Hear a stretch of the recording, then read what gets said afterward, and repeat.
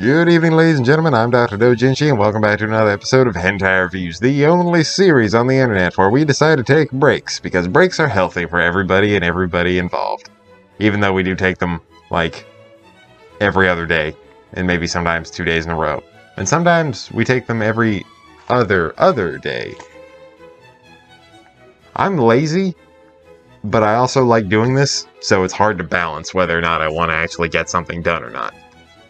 But none of that. Let's go ahead and move on to our actual review. Today we are going to be reviewing Black Bible Origins Part 2. And before we do that, I just want to thank the fact that we have 90 fucking subscribers. Holy shit. Let's go back. Alright. Black Bible Origins, as we've discussed in the last review that we did, it is, yes, I know it's Bible Black, but I don't know why I said Black Bible originally, and I've been doing it for so long that I'm going to go ahead and continue on further until I no longer have a series to review. So if you have a problem with it, then you have a problem with it. I hope you use that well. But nonetheless, it is a prequel series to the original Black Bible. It kind of describes the relationship between the elders of the few. Elder being a relative term, a lot of them are really just 20-something years old. But nonetheless, Black Bible Origins Part 2 starts off with a very, very long-handed scene dedicated to the recap of literally everything that happened in the first episode. Like, it starts from the beginning and goes to the end. And, like, beginning with if you haven't seen the first episode, then the second episode will catch you all the way up. And I honestly had forgotten what happened in the first episode during the beginning of it, so I was very convinced, like, oh god, they're starting me off with a whole bunch of stuff. I need to write my script. And then I realized what was going on, and then I just felt dumb that I had written a paragraph and didn't need to. But nonetheless, the entirety of it starts off, with the dance naked girl, as we all know her clearly. The one that was the kind of the plaything of 𝓗𝓮𝓷𝓽𝓪𝓲. Oh, 𝓗𝓮𝓷𝓽𝓪𝓲 being the kind of uptight, rich bitch girl that you've seen before. Yeah, after her whole thing with her hands in front of a whole bunch of people, she kind of just doesn't want to be around anymore. So she tries to step out into traffic.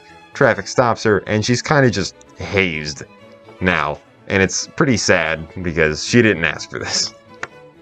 Yes, but it also happens that as soon as she walks by, 𝓗𝓮𝓷𝓽𝓪𝓲 then drives up in her little limousine, because every asshole needs to show up in a limousine, steps out of it, and then so does her new boyfriend, the person she had sex with because there was a spell placed on her, or because he asked politely. Honestly, I gotta say, that's the fastest I've ever seen somebody get that.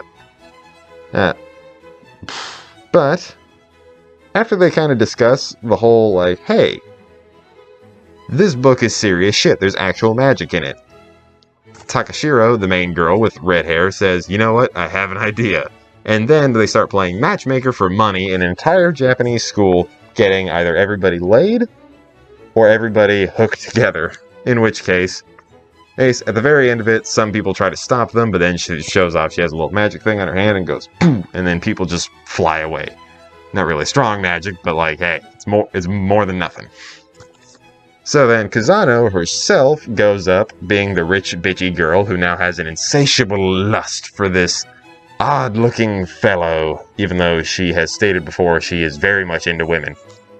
But due to the spell, she's straight. She goes up to the Magic Club, as they're known, and says, hey, the guy that I'm currently vastly in love with really is kind of cold towards me, and I want you to make him love me. Hey, and they're like, alright, we'll do that in exchange for one thing. So they use that exchange of one thing to have a place to actually practice their Magic Club, which happens to be the basement that the entire massacre takes place in. Spoilers, I know. Oh, but it's pretty obvious if you've seen the original episodes and are going into this. Like, you know bad shit's gonna happen. It looks like a Freddy Krueger den. Shit's gonna go down. But nonetheless, they decide to go down there.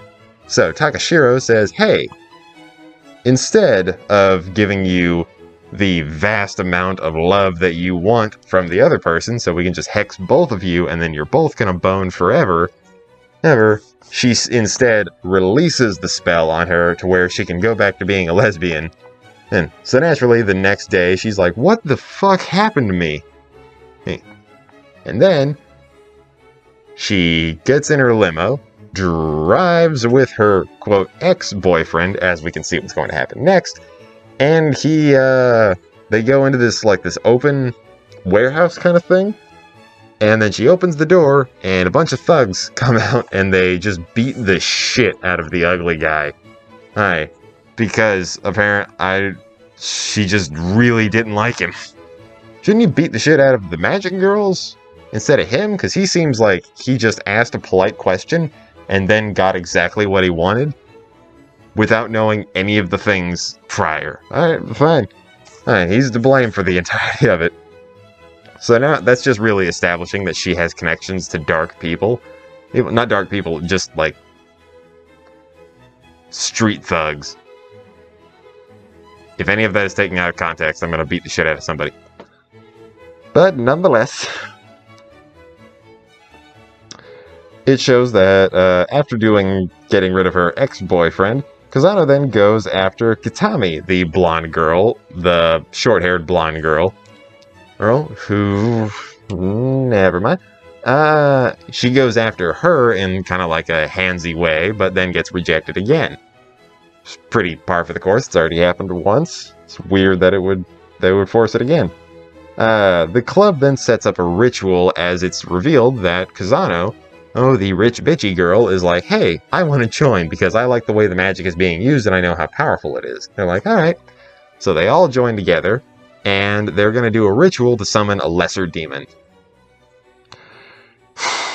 Which starts off pretty badly, because it's stated in a lot of the previous episode and the current episode that every time Kizami shows up into school, she meets a small dog out there and then feeds the small dog, because she's a good person. Naturally, Kusano takes that small dog and uses it as a sacrifice, because she's a fuckface. Nice. And then murders it to be a part of the demon thing. In which case, they summon a lesser demon who has some crazy good animation for this entire thing, leading to scene number 1, where the demon gets very, very handsy with Takashiro. Oh, the red-haired girl. After getting pretty handsy, tentacly, penisy, for scene 1, which lasts from 15 minutes and 20 seconds to 17 minutes and 30 seconds. 2 minutes and 10 seconds, that's not all that bad. And yes, it's demon sex. It's a little weird. But nonetheless, the next day they plan a ritual as Takashiro is in the hospital, because demon sex is not exactly a safe practice. Remember, health insurance pays off. But acts of God are always covered. And acts of God may not be covered by a lot of insurance, but I guarantee you acts of the devil are not either. In which case, Kusano, she just straight up kidnaps Kitami by getting those thugs that she knew from before and saying, hey, you know that dog you're looking for? He is actually around the corner. He's wounded. I just want to show you. And she, being the person who's never heard of date rape before, decides, I'll go with these random men. And goes around the corner, finds herself in that same warehouse. I don't know how far they walked, but goddamn. And goes all the way over to that warehouse. She gets held down as Kusano says, you're going to be the sacrifice, and I'm going to make you be the sacrifice. Nice. Well, why are these guys doing what you say as she's being held down? Well, they get to use every part of you except for the part that makes you a virgin. And which leads into scene 2, a very uncomfortable scene, but nonetheless, scene itself. Scene number 2 lasts from 2 minutes and 40 seconds to 22 minutes and 40 seconds in. And just flat 2 minutes. Not that bad. In which case, one of the thugs in the group decides that he can't wait anymore for his turn to be taken, and just decides to say, screw it, I'm gonna unvirginify her by using the one place we weren't supposed to. supposed to, and saying, "Don't worry, she'll never notice." Naturally, Takashiro comes by in the middle of the whole ceremony and says, "Hey, fucking don't do this. The last time we did this, I got fucked by a demon. That's no bueno." But naturally, she's like, "No, we're gonna do it anyway." Hey. And it's also revealed that Kazano, the main bitch girl of the entire thing, is doing this to get revenge by, once she gains the magic from this deal, she's going to take revenge against all the other magic users for making her be in like a sex-starved relationship with a guy that she was not attracted to. Which is understandable, but I feel like you could have just, beat the shit out of them with a pipe or something. This seems so much easier than I'm going to become an all-powerful magic-wielding god and then smite all the other ones. That seems like so much work. A pipe is like $4 at like a Home Depot. But nonetheless, the ritual fails because somebody wasn't a virgin, because you trusted a whole bunch of random guys who were willing to do a lot of assault and a lot of rape. And it doesn't work that way, so they're not very trustworthy, so you kind of get what you paid for. Alright.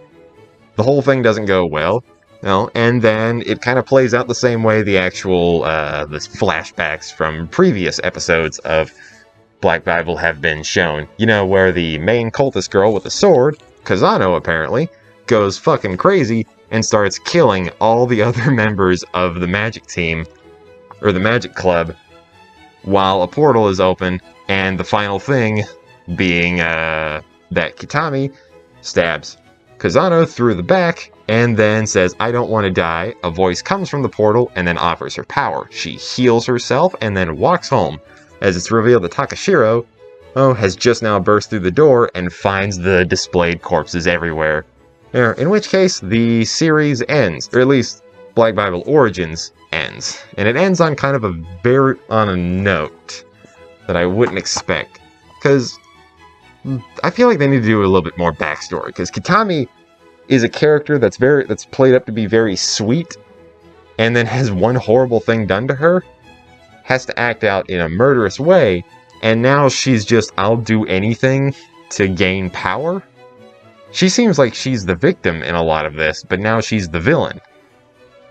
This is some Jason Voorhees bullshit where it's like, oh, this is the victim, now they have to be the villain of the whole thing. Like, how the I mean, I understand Takashiro's point of view from this whole thing, where she's now like the sense of reason who's against this whole thing, but literally nobody else survived the whole damn thing. So, like,